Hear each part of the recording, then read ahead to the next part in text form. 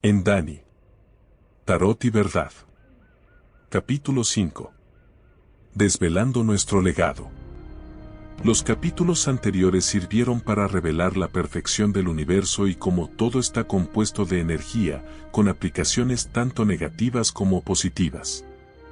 Este conocimiento te será útil para comprender los temas siguientes, que son más profundos en contenido y comprensión. A partir de este capítulo, comienza una nueva etapa en la serie, en la que te mostraremos lo que se ha censurado y excluido del conocimiento. La historia que presentamos en este video no ha sido enseñada ni se enseñará en los libros de texto ni en los centros de educación. Se trata de una historia mucho más antigua que solo unos pocos conocen.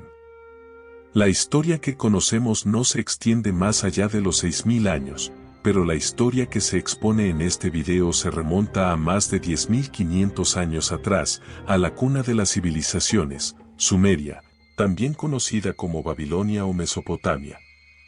Esta civilización se estableció a lo largo de los cauces de los ríos Éufrates y Tigris en el Medio Oriente, en lo que hoy conocemos como Irán, Irak, Siria y Kuwait.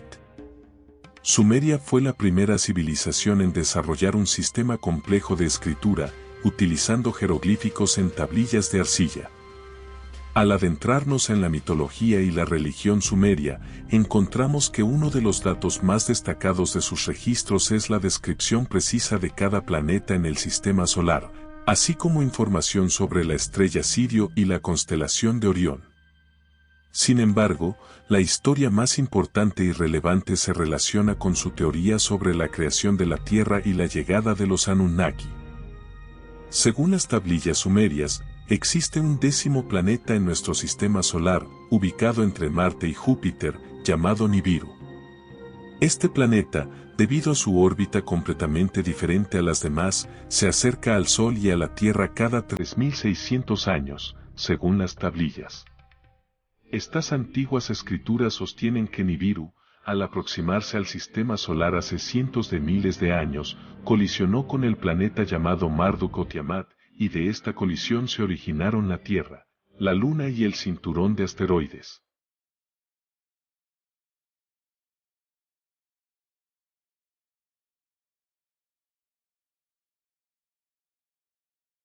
Luego, los registros sumerios nos narran la llegada de los Anunnaki, que significa, los que vinieron del cielo a la tierra. Los sumerios describen a estos seres como una raza de reptiles gigantes con una estatura de entre 2.6 y 3 metros. Estos seres estelares llegaron a nuestro planeta en busca de oro y otros minerales, según las tablillas.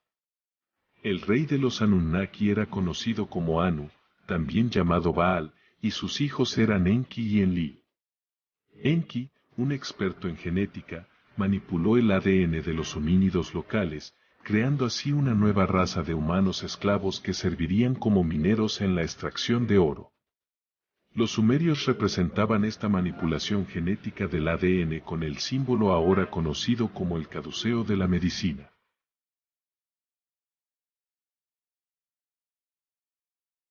Estos seres también enseñaron a los humanos el uso de la agricultura, el arte, la medicina, la astronomía, entre otras cosas. Los sumerios, al reconocer a estos seres como divinos, los asociaron como dioses, lo que llevó a la creación de una religión. Tiempo después, estos seres extraterrestres se mezclaron sexualmente con las hembras humanas, creando así una nueva raza de gigantes híbridos llamados Nefilim. Los Nefilim son mencionados en la Biblia en el Antiguo Testamento, específicamente en el libro de Génesis. La referencia principal a los Nefilim se encuentra en Génesis 6, 1, 4. Cuando la humanidad comenzó a aumentar en número sobre la faz de la tierra y les nacieron hijas, los hijos de Dios vieron que las hijas de los hombres eran hermosas, y tomaron para sí a las que quisieron como esposas. Entonces el Señor dijo: no contenderá mi espíritu con el hombre para siempre, porque ciertamente él es carne, pero vivirá 120 años. En aquellos días había gigantes en la tierra, y también después, cuando los hijos de Dios se unieron con las hijas de los hombres y ellas les dieron hijos. Estos fueron los héroes famosos de la antigüedad. El versículo 33 del capítulo 13 del libro de Números de la Biblia dice lo siguiente: y vimos allí gigantes, hijos de Anac, raza de los gigantes, y éramos nosotros, a nuestro parecer, como langostas, y así les parecíamos a ellos. A partir de este punto, comenzó la adoración y sumisión a estos seres que deseaban gobernar por derecho divino. Debes saber que Babilonia se caracterizó por su religión llena de rituales a sus dioses, incluyendo rituales de índole sexual y sacrificios humanos. Estos ritos e ideologías pasaron a las demás civilizaciones, como Egipto. Los Anunnaki de alto rango en la jerarquía nunca se mezclaron con los humanos y siempre mantuvieron limpio su linaje y ADN. Te aseguro que la descripción de los sumerios sobre una intervención de razas reptiles no es la única en la historia de la humanidad. En Japón, los emperadores afirman que descienden de dioses dragón que descendieron del cielo. Los aborígenes de Australia creen que son descendientes de una raza humano-dragón y afirman que hay una raza de reptilianos viviendo bajo la tierra y gobernando a la raza humana. En China, enseñan que la diosa serpiente Nukua procreó al hombre.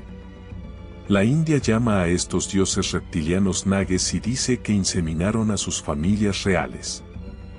En algunas culturas africanas, especialmente en África Occidental, existen mitos y creencias que relacionan a ciertos líderes o reyes con la descendencia de deidades serpentinas o de espíritus de serpientes.